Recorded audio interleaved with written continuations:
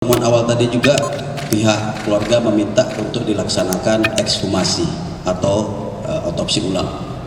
Syedaralun, Benny Mamoto, Ketua Harian Kompolnas mengatakan otopsi ulang jenazah Brigadir Yosua Huta Barat alias Brigadir J akan melibatkan tim forensik independen.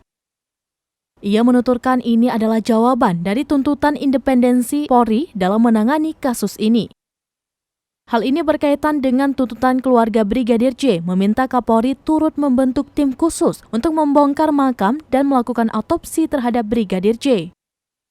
Senada dengan Benny, Direktur Tindak Pidana Umum Bareskrim Polri, Brigjen Andi Rian Jajadi juga mengatakan akan berkoordinasi dengan kedokteran forensik di luar unsur Polri.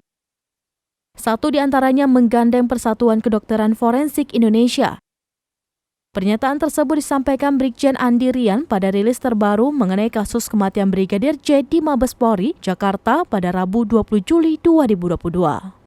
Kegiatan gelar awal, kita tahu bersama beberapa hari yang lalu keluarga Brigadir Joshua menyampaikan laporan polisi terkait dugaan pasal 340, Junto 338, Junto 351 ayat 3, Junto 55 dan 56 KUHP.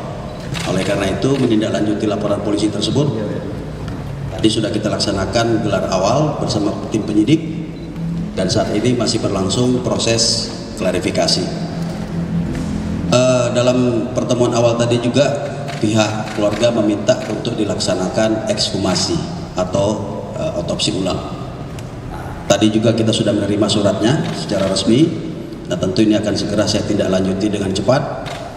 Saya akan berkoordinasi dengan kedokteran forensik, termasuk juga tentunya akan melibatkan unsur-unsur di luar kedokteran forensik Polri, termasuk Persatuan Dokter Forensik Indonesia, juga tentu Kompolnas atau Komnas HAM akan saya komunikasikan.